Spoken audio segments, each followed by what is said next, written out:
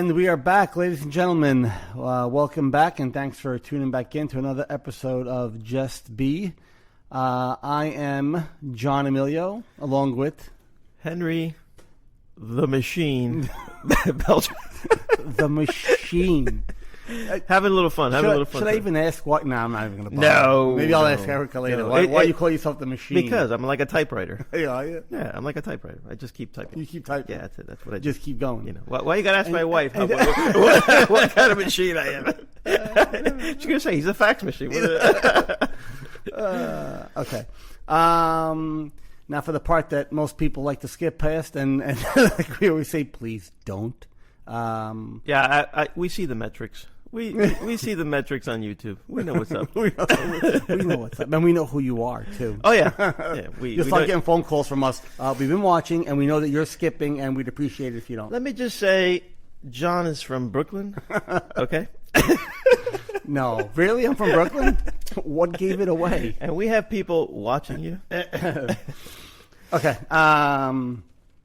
So let's do this. Okay. So everybody, please, however you are, if you're seated, get comfortable. If you're not and you're standing, if you're walking, whatever it is, let's just start taking a few slow, deep breaths. Try taking on the inhale, like a 3 count. Hold it for 3 seconds, and then exhale for 3 seconds. Let's try that this time. So. Hold it. Just keep doing that a couple of more times. Really just keeping our focus on that breath. Whatever comes into your mind, let it pass on by. Refocusing constantly. Remember, that's always the purpose of this, is to work that focus. Just keep refocusing on that breath.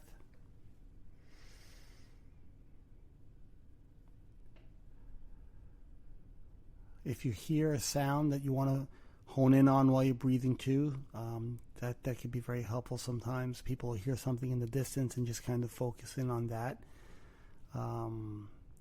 Or a sound that you might be hearing in your house, you could just focus on that. Don't label it. We're not judging it. We're not trying to figure out what it is. We're just noticing. This is about noticing.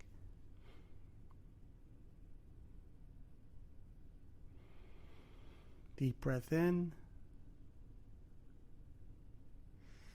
And exhale. While we're doing this, if you want to do a body scan, you can. Remember, you can start from your feet, work your way up, and just notice that body part. So if you were noticing your feet right now, just notice your feet. You're not labeling your feet. We're not trying to think about our feet. We're just noticing that they're there. And like we've said before, sometimes there's actually a weight you feel to that body part when you do this. That's you being aware of it. And just keep moving on up your body. Focus on every body part for one breath.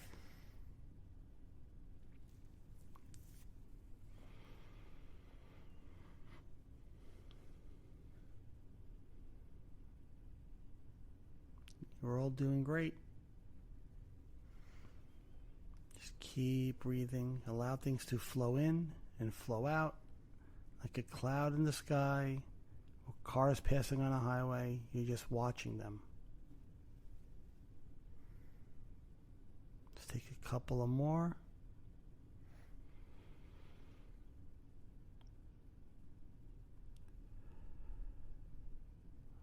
One more.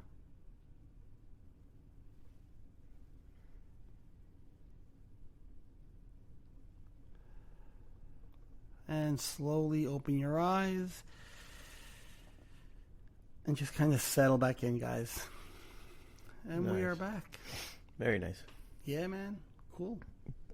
I always say thank you because thank you, man. Yeah, no, sometimes it takes me a second. It It relaxes me a little too much. If you heard last episode, we just tapped our inner THC. Our inner high. which is there, absolutely is there. So, what are we going to talk about today? Oof. So many. Well, the weather. So our last episode, after we were done with our episode, we did. And I actually taped it this time. We did spoke for like 20 minutes, and a conversation came up about Henry's son actually, and how he had an injury last year, was it? 2021. In 2021, he had an injury to his knee, and like his process of going through it, and the conversation kind of started out with, I guess at first we were speaking about how his mentality was a positive one because you didn't tell him that the doctors had said Correct. that he probably wouldn't come back from this injury and be able to play. So you took that information out, right? Right. And that allowed him to just focus on the rehabilitation process and getting better. Correct. So you didn't even entertain the other wolf. You just said, we're only going to feed this wolf for now. Yes. Completely. Well, right? very good. Exactly. Tying it back in. You see how we did that? Yep, exactly. Very good. And how it made his experience, I mean, beyond expectations from doctors and physical therapists, and even you as a parent, you were like, it was. I didn't know this. It was, semi-miraculous. Semi. Yeah, I get what you're saying. I know what you're saying. So it was something like that. It was something that you weren't expecting. You weren't expecting that result. You weren't expecting that result, but you did get it because you allowed him. We were saying when we were speaking that you allowed him to just focus his energy on healing and not on trying to stop negative thoughts or I can't do this, or you gave him one opportunity. Just try to get better. Mm-hmm. Work on rehabilitating. Work on the things that you could control. Mm-hmm. You can't control whether this does end up good for you or not. You could control starting now. Do the exercises. Yeah. Do the recovery program. That's what you can control. And if you focus your energy just on that, like that's where you keep putting any energy you would expel in your body on saying how this is the worst situation in the world, you turn it and you say, I'm just going to focus on what can I control. I can control doing my exercises today. I can control, whatever, healing do whatever the doctors are telling me to do. And you allow your body to do what it wants to do properly because you're giving it the energy and the fuel it needs. Yes, and also it reverberated. I like that word. I always use good vocabulary. It reverberated onto everything he did. It's yes. It's a little, how do I say? It's a little observation because I know but maybe everybody here doesn't know. He was heavy set. He was a little bit on the plumpy side, and for an athlete, not so good, right? So he was looking uncomfortable.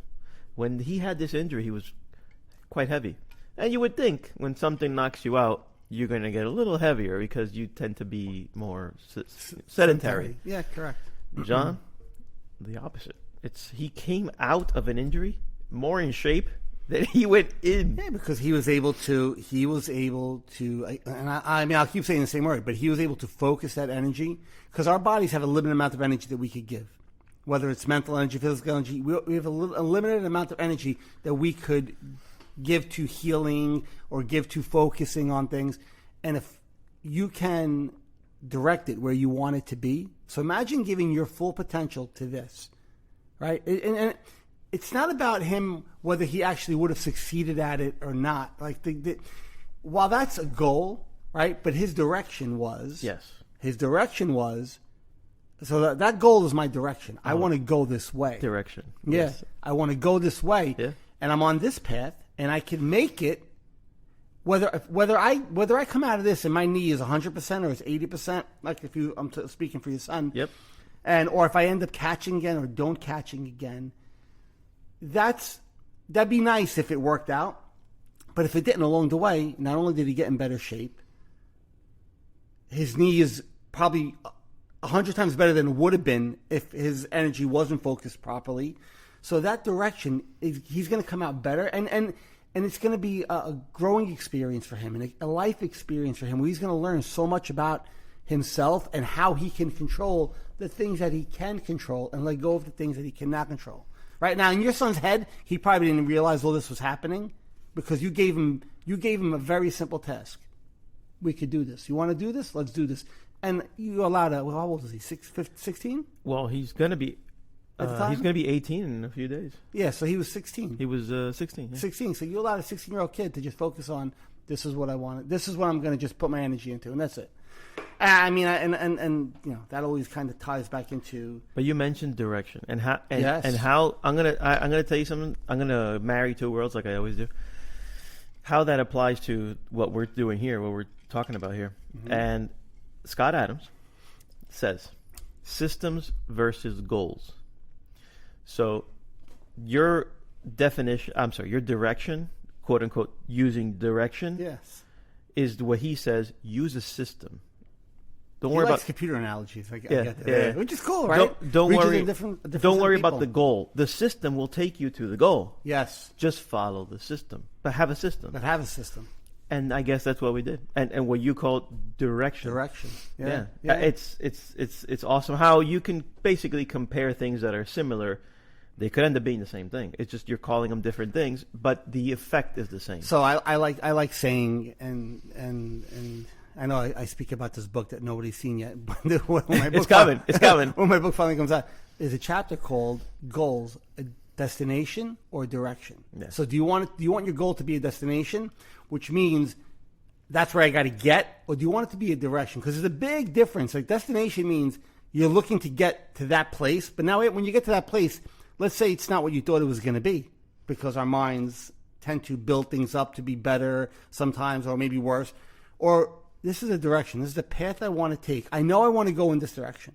I know I want to work towards this. Now, when I get there, if it happens or it doesn't happen, at least the whole journey there was growth for me. Yeah. There was experience for me. Yep. There was presence for me. There was a lot happening that I could take out of it. Joy and enjoyment in doing things. Or if I just make it, I need to be this.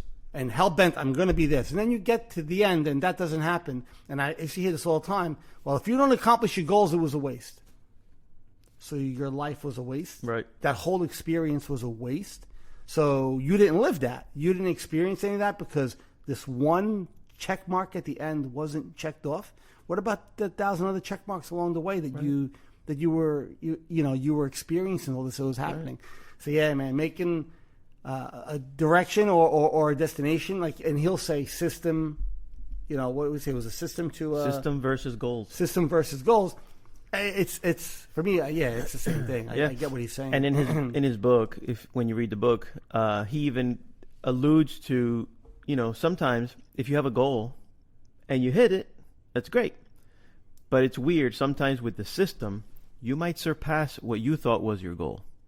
Oh, that could happen also. 100%. Right? You might surpass agreed your goal. And by the way, absolutely. Let's replace the word goal with a limitation. On limitation? Limitation. Oh, limitation. And what we had talked about a limitation. Why talk about the limitation if that's not part of your. Yeah, I mean, a limitation, you're putting a cap on what can happen. You're saying, well, this is the best I could do. Can you imagine if we would have framed it so that my son, his goal was to just play baseball again. I like where you're going with this. Yeah. You put a limitation. You put a limitation on it. There is no limitation. And by the way, I did this by mistake. I stumbled upon it, but instinctively, intuitively, we kind of felt this is something was. So you would say something was kind of guiding you quietly that you can't explain to act a certain way or to. Yeah, that kind of divine presence. Do you see what I'm saying? Like, there are intelligence. goals in between there, right? So I just want to walk right. I just want to be able to play again. Look, you know what? I can't catch. I just want to play first base. Well, then that limit. Yeah, and you start lowering the bar. And we're not saying that you have to. Not that I don't want to say you don't have to reach for the stars, but we're not trying to say like always push for the outer limits. Always try to be the best you can be.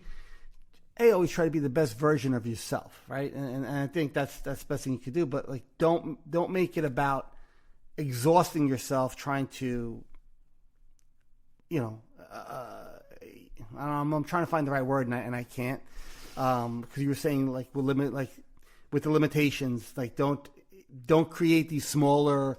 Don't create these limitations because they create little. They lower the bar for you constantly. Where now you're limiting yourself to. I'm just kind of talking myself through it. You're limiting yourself to what you can accomplish in life. Yeah. So having no limitations is better than having any limitations at all. Yes. It's almost like saying when we say no self-esteem is better than a high self-esteem or a low self-esteem. You don't have a self-esteem. Don't worry about having a self-esteem. You don't have to think highly of yourself or poorly of yourself. Just think of yourself. And that's Or if we apply it to this. My goal is to go to college for baseball. Great. Here's another one. My goal is to be an MLB professional baseball player. Oh, great. That's great. That's great. Both goals, but one is shorter than the other. What about this? Forget about all that. Your goal is to have a system to train and get better and keep getting better and keep training and the keep process. The process. And who Always knows? make it about the process. Who knows? Again, I get what I'm saying here, but again, who knows? If you surpass that, you did go to the MLB. Turns out, Sure, you can. you're a Hall of Famer. You know, you set the home run record. You did this. Whatever that specialty is. I think that by not having a limit or by not having a cap, you did it because there was no mental obstruction Yes. or mental. But so there's a little bit of I think there's a trap there, and not for you, maybe for me or for somebody who's kind of understands this. Trap is when people say, okay, I have no limit, and they actually create another limit without realizing it and say, well, that means I can reach the stars. All right, maybe you can, but like, be careful because if you get caught up and that means I can reach the stars and you don't, see how that That's all of a sudden, crazy. how all of a sudden you fall off that cliff again, right? Yeah. So when we say don't have limits, and this isn't like we're not trying to say like don't shoot for the stars, so Right. to speak, you know, to use something that we all understand. It's not about don't shooting for the stars. It's just be careful that if you kind of have that mentality all of a sudden, like what happens if you don't get there? Are you prepared to be okay with it? So that's why when you say like don't have a limit at all, make it about just the process. So like you could backdoor something, like your mind will backdoor on you and say, oh, this means I could do this and this and this, and all of a sudden you're not making it about the process. You're actually creating these kind of higher goals again and these limits without even realizing it. Well, and then there are things that happen along the way. Absolutely, yeah. Such as what you were saying about when we were talking about my son. Like the injury was when you said the universe gives you The universe gives you what you need, not what you want. Not what you want. Yeah, So it's possible that that proponent of 16-year-old boy needed to go through that. needed to go through that, but he wanted something else. He wanted to be a catcher that season Yeah, for his right. team. The kid didn't want to have a busted knee. And yeah. he missed the high school season. Yeah, Oh, listen, you know how terrible that is. Yeah, look, how many people go through things in life? In that moment, it's changing the lens on this. In that moment, they don't realize that what they're going through has a purpose. So it could be, unfortunately, something, whether it's traumatic or just a shitty situation, work or life or whatever, job. But you're going through that for a reason. Now, in that moment, you might not want that to happen. Whether, like you say, let's say it's a job. You apply for a job. You don't get that job. Right. Oh, damn it. It's not pleasant. I didn't get that job. This sucks. This is the worst. And now all this negative talk starts in your head. You start believing this is the worst. I didn't get it. That idiot got it. Blah, blah, blah, blah. All these excuses. All right. 6 months down the line, you get another opportunity for another job. You go for it. You get the job. You meet a beautiful lady while you're there. Right. You end up marrying this woman, right? You end up having a beautiful family and living a very joyful, pleasant life with her. But you really wanted that first job and you were going to get it. That was the job, right? It was like, this is it. This is going to make me, this is a great job. And you didn't get that. And when you didn't get that, you were devastated. But because you didn't get it, and this is just an example, and you could interchange this with any examples going on in your life. When you didn't get that job, but instead this other opportunity came up and it ended up taking you down a different path, which is a path you were intended to be on, and look at the beautiful life you were able to lead there, right? You realize it maybe 20 years down the line. What if you realize it in that moment when that shitty thing is happening? Like, you know right there and then, this sucks. I don't want this to happen right now. But you don't create any suffering around it, and you say, this is what's happening. I can't change what's happening right now. This is what is happening. It's not what I want right now, but it's let me see what I can learn from what's happening right now instead and move forward and not create a story why this sucks that it's happening to me. This is the worst that it's happening to me, because that's where the suffering starts, that's where it festers, and that's where it grows. Or you could say, this is happening to me. I don't want it to be happening to me, but there's a possibility that I need this to happen to me so I could grow as an individual, as a person, to become a better version of myself. Now, all of a sudden, your mindset is completely different. Now you're using it as a learning experience. You're using it as a pointer or a direction to go in. You're not using it as why this is the worst. I mean, for me, when I was going through my Puro years ago, I didn't want to go through that. I wanted to rip my brain out of my skull at days and just stop freaking thinking and just drop it on the floor. I didn't want to go through that. Like, people hear this, well, that means you have to suffer to grow. No, we're trying to tell you, you don't have to. So when I was going through that, the last thing I wanted to do was to be in that position. Like, I would have paid any amount of money, sold my soul to the devil, and like, yeah, whatever, just make it stop. But if I didn't go through that, I wouldn't be where I am today. I wouldn't be the person I am today. I wouldn't understand and see life the way I see it today. Just because I went through that doesn't mean you have to if somebody else does. That was my intended path. The universe said to me, or a divine intervention or some higher power said, dude, you're not going to get there on your own, right? You're totally unconscious. You're not going to get there. You're like, whatever your mind says you believe, only way I'm going to get you to get there is to make this happen to you. Why? I don't know. And I'm not, nobody could tell you why this happens to you. But if I would have known back then that this is what I needed to go through, or if I just understood a little bit more about what we're talking about, like presence and awareness, that experience would have been a lot different. It still would have sucked. Like, I wouldn't want it to be in it. You stumbled upon something more incredible, more beautiful, more deep than what you were doing.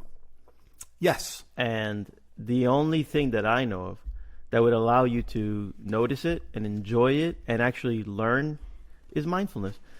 Like what you were saying, it's, you didn't get that job. The hypothetical guy didn't get the job, but, outside of mindfulness, he's just, I can't get one here. He's down and out. Mindfulness. Having the ability to watch your thoughts, and watch the mind and watch the situation. You react differently. Absolutely. You process differently. You respond. You don't react. There you go. You respond. You don't react. You respond to a situation. You don't react to it. That's it. Yeah. No, and I mean, the whole point of everything we do is so hopefully people hear it, practice it, and when something happens in their life, you're not, and I hate to use negative Nelly, right? I hate to use like positive thinking, negative thinking. Yes, they definitely have their place in how things manifest in your life, but you can't force yourself to be a positive thinker. You can't force yourself not to be a negative thinker. And if some people are naturally their minds just are more geared towards that. I don't know why. I'm not a doctor. I'm sure maybe somebody could explain it to you. But how about you, like you were saying before, with no limitations? How about say, I'm not a positive thinker. I'm not a negative thinker. I'm going to use this between my ears as a thinker to do what its only purpose is to solve problems, analyze, compare as needed for my survival and my betterment. And that's it. And not believe the you suck, you're the best, you suck, you're the best, you could do it, you can't do it, let's go, let's not go. Make it about the process. And the process is in between, and all the other stuff on the left and right is just fluff that your mind's going to throw at you. Somebody might say, oh, I don't believe that, John. I think positive thinking is a great way to be. Yes, when it's there, use it as a tool. Of course. But opposite of that, what happens when the negative thinking is there? Yes. Well, I'm going to use that as motivation. How about you don't attach to either of those and just keep making, like you said before, make it about the process in between, and see what you could learn from what's happening in your life in that moment. What John just described is the utility of this.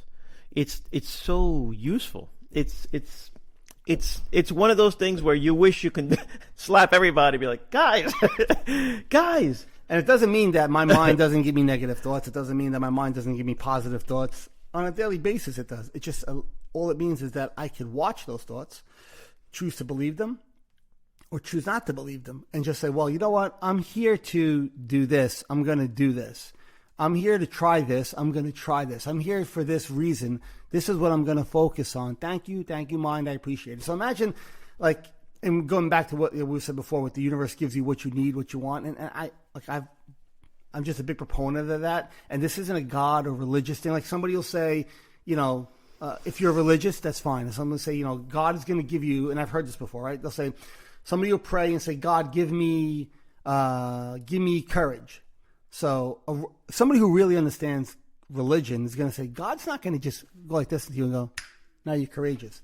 God's going to give you the opportunity to be courageous, right? Yeah. God, I want to love. Okay, God's not going to make you, you wake up tomorrow morning and I love now. Right. No, he's going to give you the opportunity. Now, you have a choice. Do you want to take that opportunity or not? So whether you call it God, you call it a divine power, a higher intelligence, the universe, again, just labels on jars for me. Right. I like to use the word universe. The universe is going to say, I'll say to the universe, give me clarity. Like, universe, give me clarity in how I'm supposed to do this. Like, what am I navigating here? I'm not expecting the universe to make me wake up tomorrow and go, oh, wow, I see it. Shangri-La, I got the answer. No, it's going to give me the opportunity to want to see clearer. It's going to give me the opportunity to focus on something. That's all it's going to do. So like, that's why I say you're going to get what you need in life, not what you want. But when you don't get what you want, because our minds are kind of geared for that, right? That's freaking deep, bro. Our minds are geared to deep. want, right? Want a job, want a car, want a desire. I'm gonna tell me if I'm wrong. So There's no right or wrong. Well, you know what I'm saying. I'm Tell me. You're basically not trying to control anything. Oh no, Ever. Like, you're not trying to control a thought. no. You're not. I mean, I you're think not that's trying to super control counterproductive. a situation. For example, like you said. There are things you can control. Like, No. What I'm saying is, I can control whether or not I bend over and tie my Yes. shoes, right? So obviously, I'm talking about bigger. You know, I'm talking about the things that are out of your control that you're trying to control. like you said, universe, help me, guide me, in where I need to be, what I need to be doing. Mm-hmm.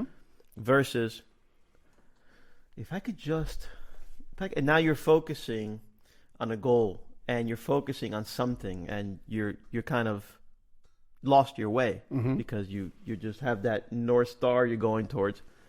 But no, your North Star is here. Your North Star is now. Your North Star is stay present. Don't worry about there. Don't worry about there. Don't worry about yesterday. Here, now. You'll have opportunities. You'll have guides along the way that you can identify, not identify, engage, not engage, and you will go upon. You will go a good way. Again, the guy who didn't get the job. If he would have had some mindfulness presence, he wouldn't have, he wouldn't have felt so horrible. He wouldn't have fallen. It's so the situation is not going to be better. We're not saying that, okay, if you adopt this kind of mentality, that all of a sudden that shitty situation is going to feel better. It just means you're not going to suffer that situation. You're going to allow that situation to happen because it's happening. This isn't about, like you said, it's not about not making it happen or making believe it's not happening. It is happening, but it's about not suffering that situation, which is happening. There's no ifs, ands, or buts. The fact is, you didn't get the job, right? We use that example. Yeah. You didn't get it. That's fact. Everything else doesn't matter now. That's the fact. You didn't get it. Now you can create a story around it, or you cannot, right? But why would you want to suffer? Why would you want to suffer a situation that's happening that's not pleasant? Why do you want to create more around it?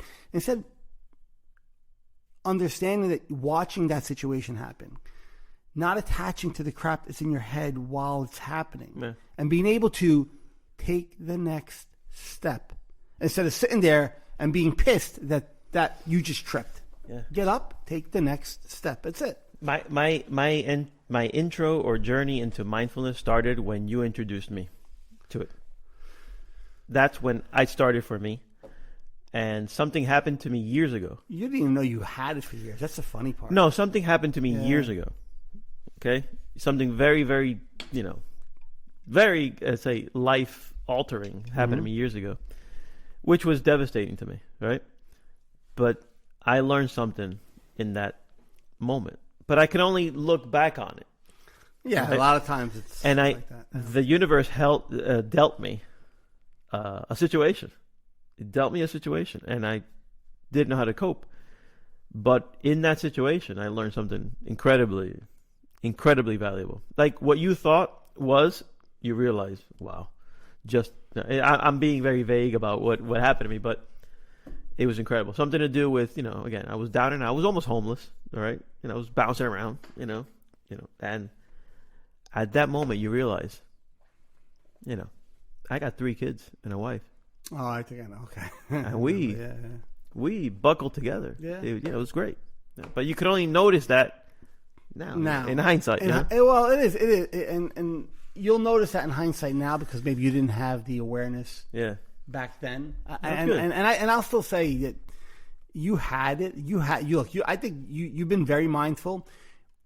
But what happened is your mind just kept coming back in. So like I said, the stuff you used to say to me years ago is what kind of got me started on this, right? Helicopter view. Somebody uses the word, you take a helicopter view, means you're watching yourself. Yeah. But then only thing that would happen is your mind would come back in and make it about itself again and just keep coming back in. So you would have that moment of detachment, that moment of watching it, but you weren't able to hold that place. That's the difference. You weren't aware that you were aware yet. You were aware. But you weren't aware that so you were aware, and then your mind goes, okay, we're aware. But that's your mind saying, okay, we're aware. So now you're just attached to it again. Okay, we're aware. Okay, we're aware. To where you get to the point where you become aware. I know this sounds so weird. You're aware that you're aware. So now you're just watching yourself, and that's it. There's no more voice that comes in. There's no more story that starts writing. Just you're watching a situation happen, and now from there you choose to go a certain direction. Yeah. So, but I was flirting with awareness. You were. I mean, you were 110%. I just didn't know what that was, what I was feeling. No, and that's usually like the progression of it is now you know that you're actually watching yourself, and you're not taking what your mind's telling you serious anymore. You're like, okay. When you explained it to me, it's like, wow, it was so enlightening. Yeah, it's crazy.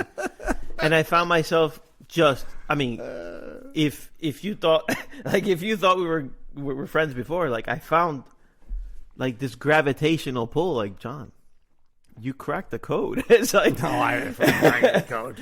You know what I'm saying? I hacked the code from other people. That's all I did. It's like, wow. I stole the code. I didn't crack it. And it's an awakening. It's hard to explain. It's and that's what I want for everybody. It's something that, guys, this is a very useful. If nothing else, it's a useful tool. It's a useful tool. It's a useful tool. Like if you don't want to get deep with me here, because I like getting deep. It's a useful tool for life. Sure it is. I mean, look, you could if you start going through your life, like you start going through the archives. I feel like you'll probably find so many situations where you could have applied this and where you would have relieved so much more suffering that you were going through. Like, wow, I didn't have to go through that. So imagine if you could start that today. For the rest of your life, you could start applying this beautiful tool where, whatever the universe is giving you today, realizing that this is what has to happen today. This is what's needed to happen today.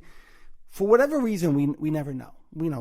So if anybody tells you, this is happening for this reason, for that reason, we don't know because we don't know where it comes from. We don't know where this divine or this universal push to go in certain directions, or why people go through certain things in their life. We don't know why it's like that, right? And questioning it is just going to take you down a rabbit hole. You just accept that this is what's needed. Now I have a choice. Am I going to sit here and suffer this shitty situation? Or am I going to move forward and see, is there something for me to learn in this situation? Because all of a sudden your whole mentality changes, right? Like with your son with the injury, I could either suffer my knee injury and be, oh, this sucks, this is the worst. Or I could learn and say, well, let me see what I could learn from this. Maybe the kid learns that I could push my body to to heal better. I could focus my energy on something and really get a better outcome, much better outcome than ever before. Not the best outcome, but it's going to be better than if my energy was kind of 70-30, 60-40, because I'm kind of here, but then I'm being motivated and pushed to go back here, where I just said, no, process. I'm going to work on this, and that's it, so. Wow. No, it's so powerful. I don't think people even understand just how powerful it is. No, but it's a lot of it is. Can I ask you something? Yeah, sure. Clinically, all right? So I don't know if we're entering a clinical realm or not, but mindfulness, when you said, I don't know how many episodes ago, but you said once you experience mindfulness, it's not you can't escape it. It's like you don't lose it. You don't lose it. There you go. You don't lose it. Because it's a certain... It dulls, and it can dull on you, but it's hard to lose it. Like, it'll dull if you're not careful, or if you don't practice it, it will dull on you. But it's like riding a bike. Once you get back on, it's always there. But why do I ask you this? It's because I think a common thing going on out there, and when I say a common thing, I'm going to speak about me. So I've had, I don't know, maybe one or two or three. What they call nervous breakdowns in my life. You know what I mean? I've had about 1, 2, or 3 around. 1, 2, or 3 right. Nervous breakdowns. Yeah, you talking like panic attacks or nervous breakdown? A full throated, on the bed in the fetal position. It's just a really bad. Okay, yeah. All right. Nervous breakdown. You just shivering. Yeah. Feeling. Yeah. The next step is death. Yes. No. Well, yes. Right. So it seems not fun. So it seems to me like you probably had one. Yeah, right? had it. Yeah. Would you say having the mindfulness practice would that have prevented? Ooh, good question. A situation like that?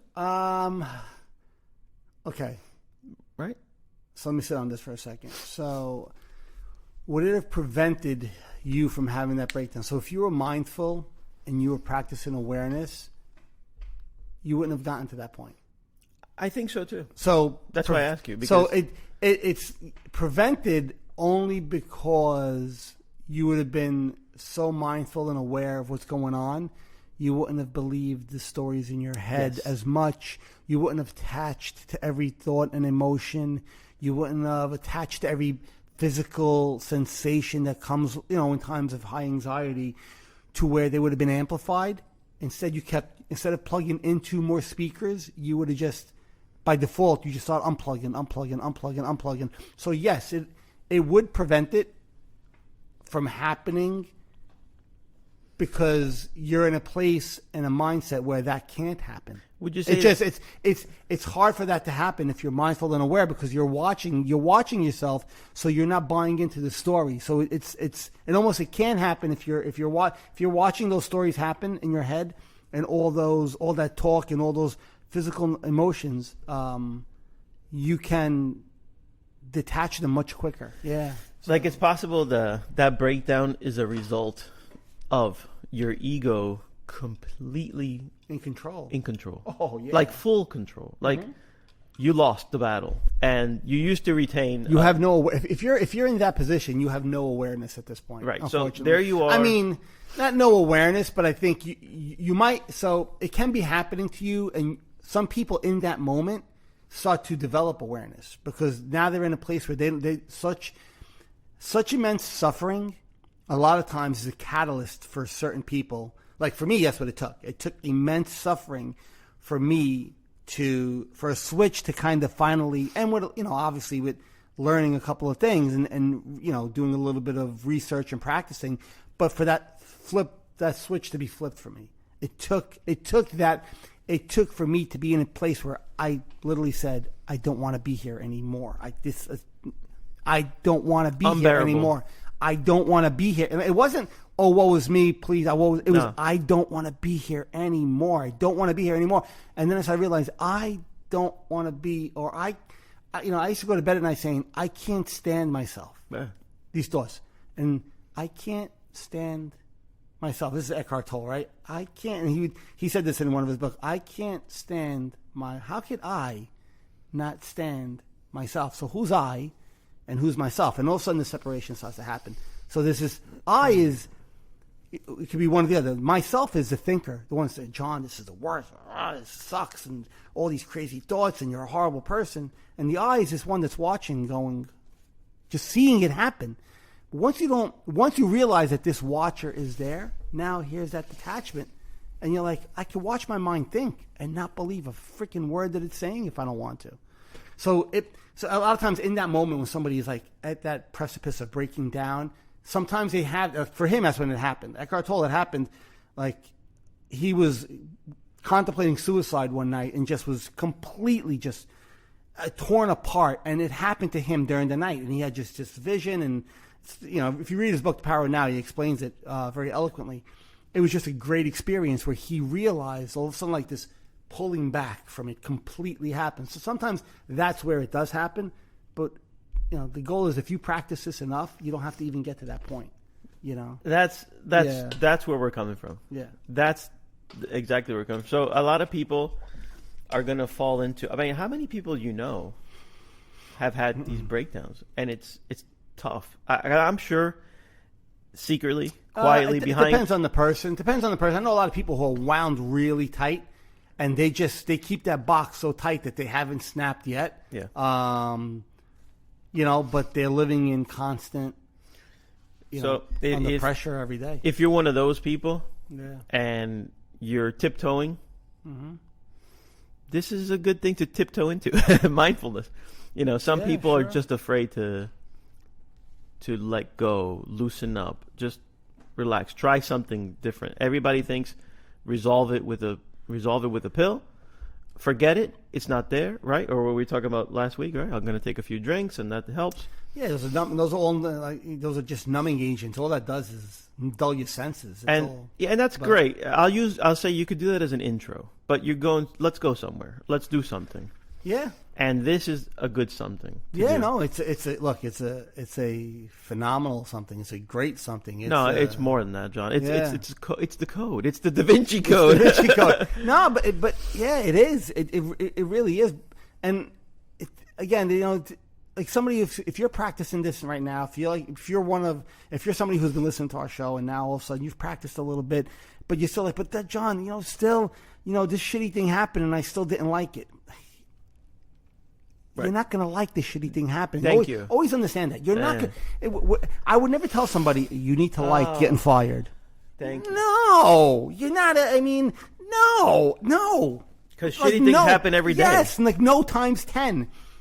But that shitty thing happening doesn't define the moment for you. It doesn't define who you are now. It's an event that happened. You see it, you accept it because it freaking happened, and you move on from there. There's a letting go process there. There's an acceptance, an allowance of this is what is happening to me right now. If I had that 7 years ago, I wouldn't have gone through that. But at some point in my life before that, somebody would have to have introduced this to me. But you know what? Sometimes it does take a certain amount of suffering to realize that you even have it. Because when things are going great, or if you have a life that, thankfully, and if you're out there and this is you, or your life hasn't been challenged, and that's phenomenal if it hasn't. I hope the rest of your life goes like that, right? That's awesome. If your life hasn't been challenged, it's harder to understand maybe sometimes what we're talking about, right? Or if you're like one of these super positive thinkers who just doesn't like that like that's where your mind works. Okay, that's fine. There's nothing to work on. There's nothing. Yeah, well, I think there is, because even for me, when I went through what I went through, and I think I said this in one of the other episodes, I used to apply mindfulness to when things were going great, almost as an exercise. So it's easy to apply mindfulness when things are going shitty, right? Something bad happens, and to watch the event and to kind of move on from it. When something's going great, now you start applying if something's great. Go, I'm not even going to attach to that. Yeah. I'm going to enjoy it, but not attach to it. So I think, but that's a second level. Yeah, I think certain people need a little bit of. They got to attach to a situation and hopefully not suffer much. But there's always a baseline of suffering which propels somebody who's doing this to understand it a little bit better. Because when you know this story my mind's telling me or what it's making me feel is so horrible that I don't want to be there. I don't have to believe this. And all of a sudden you could pull back from it and just kind of watch it happen. It's easier to apply it there than it is when, oh, I just got a job, I won the lotto, things are great, you know. But that becomes a rabbit hole, too, of getting attached to things being a certain way. And those people usually, when something traumatic does happen, they could fall off a cliff a little bit harder sometimes because they have no baseline of awareness there at all. So I always say, I mean, a little bit of suffering is usually where people, you know, who adapt to this, I think they really get their exercise in with it, and they really get a lot of benefit from it. But, you know, you like to keep it to a minimum amount, right, where you kind of attach to it slightly, but now you see that and you're able to pull back instead of going full-blown because you have no idea what's going on, you know, which is why this is such a great I find myself life attribute to have. checking out. Checking up. I find myself checking up on myself, constantly checking. You know what I mean? Like assessing situations and wondering, wow, is it me or did I handle that quite well? Absolutely, You know, yeah. is it me or am I feeling less pressure and less stress and I guess less noise, or is it something else? And I always go back to, I think also you kind of reprogram your thought pattern, whether it's willingly or unwillingly, so that now you have a better oiled thought process, which allows you to disengage with the ego a little bit. Yeah. And where you're no longer pulled down or pulled up in either direction.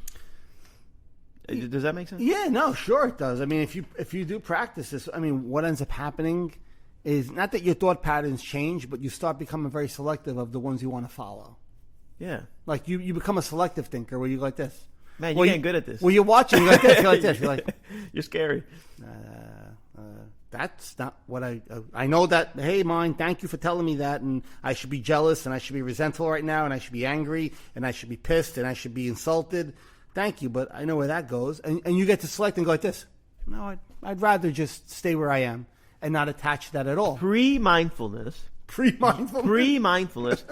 you would have engaged. Oh, pre-mindful, yes, And yes. not by choice. No, it's a reaction at Not that by point. choice. It's an all-out reaction. And that's There's no response. That's what gets me right now. Right now, I'm at that stage where I didn't engage with that. No. And you actually start to see people. It's funny when you're having conversations with people. Like, you'll catch somebody sometimes, and you can see when they're trying to inflame a situation.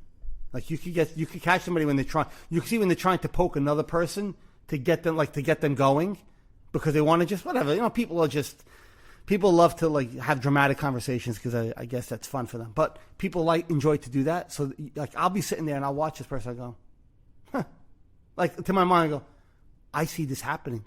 Like, I'm watching this. Like, this person's trying to get me. And all they did was they got that person because that person's unconscious, and they just hook, line, and sinker. Oh, they bought into it completely, and they go and like, then you get to the point where you actually you become like a people watcher, and you watch people. You go like this: ego. Wow, look at it feeding. Then it comes to you, and you're like, oops, step back, just keep going, and thank you very much, because it's not a fun place to be. In that room that you're describing, you are the one with the superpower. In that room. Yeah. I'm going to describe it that way because you are watching things from above. You're not watching things, how do I say? Right here. I'm eye to eye with you, and really? You're not identified with that situation. You're just you're watching it happen and choosing not to engage. Really? They said that, and they said that, and I did that? I never did anything like that. And there you are, sucked in. Whereas, and it will happen even to the best of us. Don't get me wrong, but it happens far less than it would have before. Even if it happens 50% less. Yeah, I mean, you're going to realize and when it does happen, it happens for like you start going, catch it. No, and you back off crazy. Immediately. Yeah, John, yeah. I'll talk and I'll say like, well, that was wrong. You could have not. And it takes even like, I've been doing this for a few years, and it takes constant honing of that skill, because the ego and the emotional surge is strong. Yeah. And even even in me, I've listened to even spiritual teachers, and I've heard them say things when they're speaking, and when you could hear it, there's a lot of opinion in it, right? There's a lot of a little bit of ego sometimes in that comment that they make, because it's hard to You can't sometimes escape speak and I notice when I write and when I'm quiet, things are super clear. Sometimes when I'm engaged in conversation with people, it's harder, especially if it's an unconscious person, it's harder to properly speak with that person. Like, at least for me, because I'm not going to speak from an egoic standpoint. So when I'm not speaking egoically, or my ego's not trying to make a stance, I find it hard sometimes to be, like, I stutter along because I'm trying to choose words that aren't, I'm like, but no, and that's why sometimes this is the best thing to do. I just get silent because I'm like, there's nothing I could say here that's going to be beneficial. So yeah, it's a lot of benefits to it. That's what we're trying to say. Yeah, I mean, ever since you put me on, or you opened the door and you say, "Hey, look, you like what's in here? It's pretty good, right?" I was like, "John," and the more you practice mindfulness or meditate, which is mindfulness, right? Meditation, mindfulness, awareness, presence. They all kind of circle around the same thing. The more you practice it, it becomes a place you don't want to leave, Yeah. And that's when things happen, when the universe gives you something that you don't want, but that you need, you're kind of a little bit more accepting of it. There's not this pain that's attached to it now. Now it's just a shitty situation that you have to navigate. Yeah, well. More than it's a shitty situation that you're now, enthralled in all this immense suffering and pain and emotional pain body from it that doesn't need to be there. Yeah. It doesn't need to be there. And it could be, unfortunately, it could be anything, right? I mean, things happen to everybody in daily lives, whether it's something with a child or something with a family member or a job or financial issue or work issue. I mean, there's always something. There's opportunity every day to put this to work. Oh yeah. Oh, yeah. And the best thing, if you have kids, the best thing you could do is introduce this to them. Introduce this to them. 1,000%. Try not to shove it down their throats, because it might be hard for a teenager, because their minds are still hyperactive at this age, to understand it. But if you can give them a little bit of insight, I've done it with my kids, with my son and my daughter. Whenever there's a struggle or a tense, anxious situation for them to deal with, any kind of adversity, I've sat with them and I've told them, take a breath, sit with that thought. Now just lean into it and just watch yourself thinking. Watch yourself thinking. Don't try to answer it. There's no need to answer this emotion, this feeling, whatever's happening right now. Allow it to be there. And I would tell them, take a few breaths. That's very helpful. In and out. And I see in their eyes, immediately they start to calm down. They start to recenter themselves, because all of a sudden they've taken their hands off of the steering wheel, and they're like, all right, we're not death gripping this anymore. We're just going to kind of go with it. And they start to slowly you could see it in their eyes and their body, and they start to calm down a little bit. And then whatever it is, you could have a conversation with them about it. But they didn't attach any story to it. No, so it helps them. And then the next time something happens to them in their lives, you hope that when you're not there, if you're not around, they're going to be like, just take a couple of breaths, sit with it, and watch the noise in your head happen without attaching to it. Because the noise in your head is always going to be there. Very useful. Yep. As they say in Italy, allora. Allora, let's do a little meditation to close out the meditation, as Victor Vitero says, meditation. Meditation. He says the Italians never finished the last words, part of the word. the words. Not meditation, meditation. Prosciutto, mozzarella, manicotti. Oh my God! I have conversations with people about this. It is hysterical sometimes. So good. I'm like, it's not manicotti. I go, dude, you're forgetting the last four letters. Yeah, what are you doing? manicotti. What's a prosciutto? I go, I don't know what's a prosciutto. What's a mozzarella? Mutz. Can I have some mutz? What's going on here? I don't know. Do I walk around cutting half of the? Do I walk around saying, give me an app instead of an apple? No. I mean, what the fuck? Anyway, whatever. Little tangent. Okay. All right. So let's close it out before people decide to stop listening, because we ramble a lot. Okay. So the next minute or so, everybody, please take everything we spoke about and just take a few deep breaths. And whatever comes to your mind as you're taking the breaths and focusing on that breath, allow it just to be there. You don't have to replay it in your head. You don't have to try to figure anything out. Just allow those thoughts to be there and watch them, and take some silent breaths for yourself here for the next minute or so. And try to center.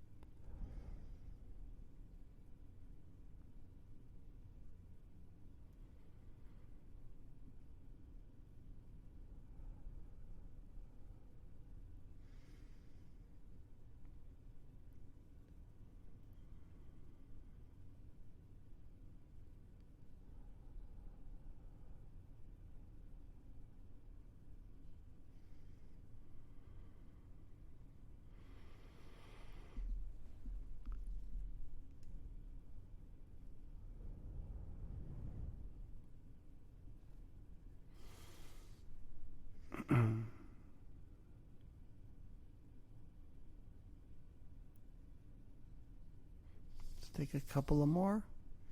Start to wind ourselves out. Last one.